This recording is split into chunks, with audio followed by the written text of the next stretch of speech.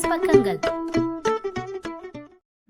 Hi friends, இது மாலிகாவின் கேளுங்க கதை கேளுங்க.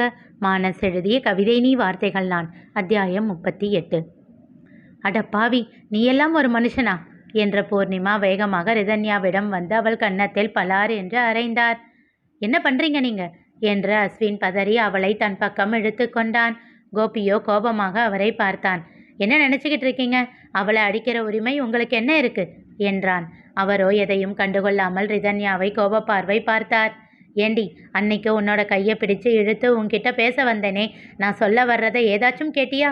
உன்கிட்ட பேசி உன்னோட மனசை மாற்றி உங்கள் மாமா வீட்டுக்கு உன்னை அனுப்பலான்னு எவ்வளவு ட்ரை பண்ணேன். ஆனால் நீ என்ன பண்ண? என்கிட்ட கோபமாக கத்தி என் கையை உதறிட்டு அவ்வளவு வேகமாக போனியே. இத்தனை வருஷம் யாரும் இல்லாமல் இப்படி அனாதையாக வாடுறதுக்கு தான் அவ்வளவு கோபமாக போனியா? அப்படி என்னடி உனக்கு பிடிவாதம்? நான் சொல்ல வந்ததை ஒரு வார்த்தையாச்சும் கேட்டியா?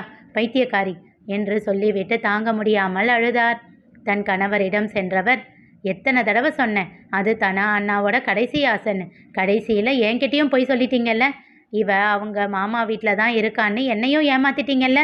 இந்த குழந்தைய கஷ்டப்படுத்தி அவளோட பணத்தில் தான் இத்தனை நாள் சாப்பிட்டுக்கிட்டு இருந்தோம் அப்படின்னு நினச்சாலே எனக்கு வலிக்குது. வேற ஏதாச்சும் போய் சொல்லி நம்ம வீட்லேயே வச்சுருந்துருக்கலாம் இல்லை? என் பொண்ணா அவளை வளர்த்துருப்பேனே, இப்படி பண்ணிட்டீங்களே என்று வெடித்து அழுதார். பூரணி, அது என்று அவர் ஏதோ பேசத் தொடங்க இரு கையை கொப்பி அவரை பார்க்காமல் கும்பிட்டவர், உங்களை பார்க்கவே பிடிக்கல, இனிமே எப்பவும் என்கிட்ட பேச முயற்சி பண்ணாதீங்க என்று விட்டு வேகமாக அங்கிருந்து சென்று விட்டார். தங்கராஜ் இடிந்து போய் அமர்ந்து விட்டார். இதுக்கே இப்படி ஆகிட்டா எப்படி தங்கராஜ்? நீங்கள் எவ்வளவு பெரிய பாவம் பண்ணியிருக்கீங்கன்னு உங்களுக்கு தெரிய வேண்டாமா? நீங்கள் போனதுக்கப்புறம் தனசேகர் என்ன சொன்னார்னு தெரியுமா? எல்லோரும் அவர் முகத்தையே பார்த்து கொண்டிருந்தனர். சார், இந்த சொத்து எல்லாம் சட்டப்படி முழு உரிமையோட ரிதிக்கும் கோபிக்கும் சேருற வரைக்கும் இதை பார்த்துக்கிற உரிமை தங்கராஜுக்கு இருக்கட்டும். ஏன்னா நான் இல்லாமல் அவன் ரொம்ப கஷ்டப்படுவான். அவனுக்கு அந்த அளவுக்கு விவரம் இல்லை. நான் இல்லாமல் கம்பெனி அவனால் தனியாக சமாளிக்க முடியாது. அவன் என்னோட நண்பன் சார். என்னை நம்பி என் கூட கையை கோத்து கம்பெனி ஆரம்பித்ததுக்கப்புறம் அவனை பாதியிலேயே விட்டுட்டு போகிறேனே. 2 சின்ன குழந்தைங்கள வச்சுக்கிட்டு அவன் என்ன பண்ணுவான்? ரொம்ப கஷ்டப்படுவான் சார். அதனால் அவனுக்கு கண்டிப்பாக இப்படி ஒரு ஏற்பாடு வேணும். தயவு செஞ்சு இதை மறுக்காமல் எனக்காக இதை பண்ணிடுங்க சார். வடிவேலனின் கையை பிடித்து கொண்டு தனசேகர் கெஞ்சுவதை போல் கேட்க அதற்கு சம்மதித்து தலையசைத்தார் வடிவேலன். சாக போகிற கடைசி நிமிஷத்தில் கூட உங்களை பற்றி யோசித்து உங்களுக்காக அவர் இதை பண்ணார். ஆனால் நீங்கள் அவர் பொண்ணை இப்படி விட்டுட்டீங்கல்ல, இந்த பாவம் உங்களை சும்மா விடுமா என்றவர் சில நிமிடங்கள் ரிதன்யாவையும் கோபியையும் பார்த்தார். ஆனால் நல்லவங்களுக்கு எப்பவும் கடவுள் கெடுதல் பண்ண மாட்டார். நீங்கள் என்னதான் அவங்கள பிரிக்க நினைச்சாலும் அவங்க எப்படி சேர்ந்து வந்து நிற்கிறாங்க பார்த்தீங்களா? இதுதான் தங்கராஜ் விதி.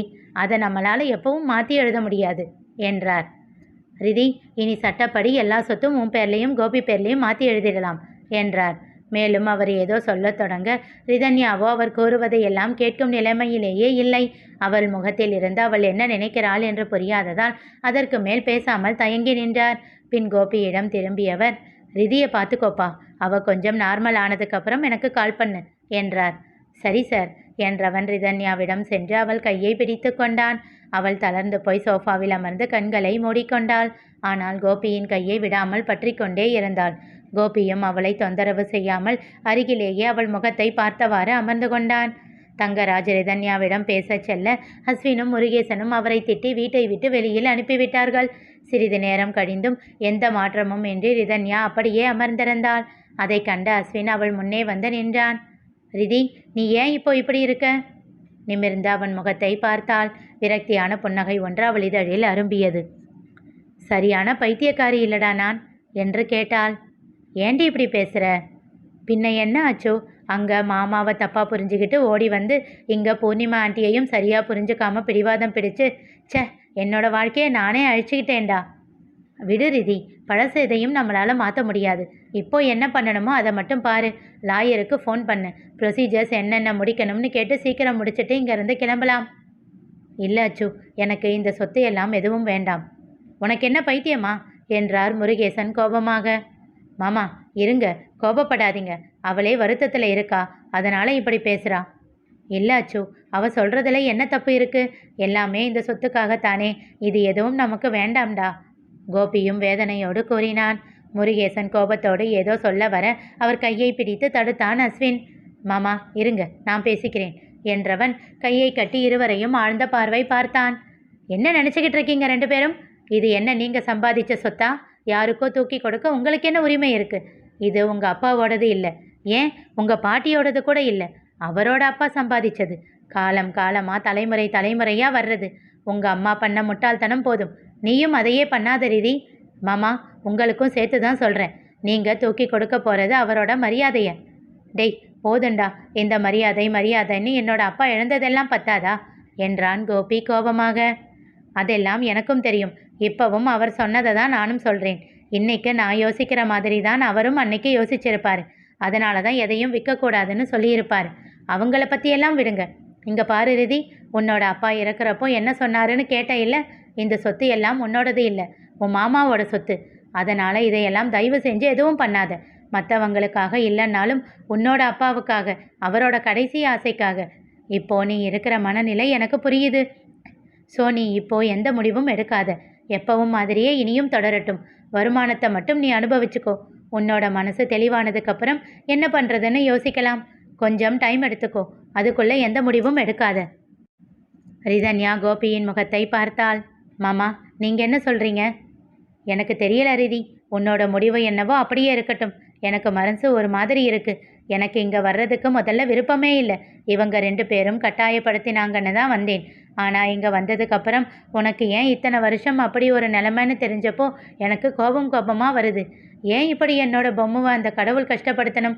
அந்த கடவுள் முதல்ல இருக்காரானே எனக்கு சந்தேகமா என்று அவன் சொல்லி கொண்டிருக்கும் போதே அவன் வாயை தன் கை கொண்டு பொத்தினாள் ரிதன்யா. இருக்காரு மாமா, நிச்சயமாக இருக்காரு. இத்தனை நாள் நானும் நம்பலை, இப்போ நம்புகிறேன். என் அப்பாவோட ஆசையை நிறைவேற்றி வச்சிருக்காரு இல்லை? எங்கேயோ இருந்த என்ன உங்ககிட்ட கொண்டு வந்து சேர்த்திருக்காரே, இதை விட வேறு என்ன வேணும்? எனக்கு கடவுள் நம்பிக்கை இல்லைன்னு சொல்லி இதுவரைக்கும் கோயிலுக்கே போகாமல் இருந்தேன். இப்போது இந்த நிமிஷம் போகணும்னு தோணுது மாமா. சின்ன வயசில் அம்மா கையை பிடிச்சிக்கிட்டு கோயிலுக்கு போவேன். அதே மாதிரி இப்போ உங்கள் கையை கெட்டியாக பிடிச்சிக்கிட்டு போகணும். நீங்கள் என்னை கூட்டிக்கிட்டு போகிறீங்களா மாமா அதே கோயிலுக்கு? கலங்கிய விழிகளோடு தலையசைத்தான் கோபி. அவள் குறிப்பிட்ட கோவிலுக்கு நால்வரும் சென்றனர். பல வருடங்கள் கழித்து அந்த கோவிலுக்குள் காலை வைத்தாள் ரிதன்யா. கோபியின் கையை இறுக பற்றி கொண்டு இறைவனின் சந்நிதியில் நின்று அவருக்கு நன்றி தெரிவித்தாள். இதுக்கு மேலேயும் என் வாழ்க்கையை நீங்களே பத்திரமா பார்த்துக்கோங்க. எப்படியும் எனக்கு கெடுதல் பண்ண மாட்டீங்க, அந்த நம்பிக்கை எனக்கு வந்துருச்சு. இனி நான், மாமா, அச்சு 3 பேரும் ஒன்றா எப்பவும் சந்தோஷமாக இருக்கணும். கண்கள் மூடி தனக்குள் சொல்லியவாறு பிரார்த்தித்தாள். உங்கள் கூட அச்சுவா? எதுக்கு நடக்க போகிறதில்லையோ அதையே தான் தேடி தேடி இந்த மனுஷங்க வேண்டுதலை வைப்பாங்க என்று சலித்து கொண்டார் கடவுள். உன்னோட சோதனை காலம் இன்னும் முடியலமா? சிரித்து கொண்டார். நெற்றியில் குங்குமத்தை இட்டு கொண்டு திரும்பி பார்க்க இன்னும் அஸ்வின் கண்களை மூடி வேண்டிக் கொண்டு நின்றிருந்தான். சிறு புன்னகையோடு அவன் அருகில் சென்று குங்குமத்தை அவன் நெற்றியில் வைத்து விட்டாள். விழிகளை திறந்து அவளை கண்டு புன்னகைத்தான். அவளை தோளோடு அணைத்து அழைத்து கொண்டு நடந்தான் அஸ்வின். என்னடா பண்ண போற? இன்னைக்கே கிளம்பிடலாம் இல்லை? முருகேசன் கோபியிடம் கேட்டார். வக்கீல் கிட்ட ஃபோன் பண்ணி பேசிட்டு கிளம்பிடலாம் மாமா. இனி இங்கே என்ன வேலை? இருவரும் பேசிக்கொண்டே நடக்க அஸ்வினும் ரிதன்யாவும் ஓரிடத்தில் அமர்ந்திருப்பதைக் கண்டு அவர்கள் அருகில் சென்றார்கள். அஸ்வினின் கையை கெட்டியாக பிடித்தவாறு அவன் அருகில் அமர்ந்திருந்தாள் ரிதன்யா. கோபி சென்று ரிதன்யாவின் அருகில் அமர்ந்தான். புன்னகையோடு அவனை பார்த்தவள், மாமா, உங்களுக்கு ஒன்று தெரியுமா? நான் ஒரு தடவை அப்பா அம்மா கிட்ட கேட்டேன், எனக்கு அண்ணன் வேணும்னு. இல்லை, தம்பி தான் வருவான்னு சொன்னார்.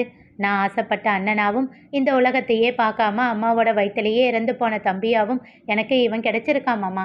கடவுள் எனக்கு எல்லாம் கொடுத்துருக்காரு. நான் தான் எதையும் புரிஞ்சுக்காம இருந்திருக்கேன். இனிமேல் அவர் கொடுக்குற எல்லாத்தையும் கெட்டியாக பிடிச்சிக்க போகிறேன் என்றாள். கோபியும் புன்னகைத்தான். என்னத்தா சொல்கிற? மணிமேகலை இறக்கும்போது கர்ப்பமாக இருந்தாளா? வேதனையோடு கேட்டார் முருகேசன். வலி நிறைந்த புன்னகையோடு ஆம் என்பதை போல் தலையசைத்தாள்.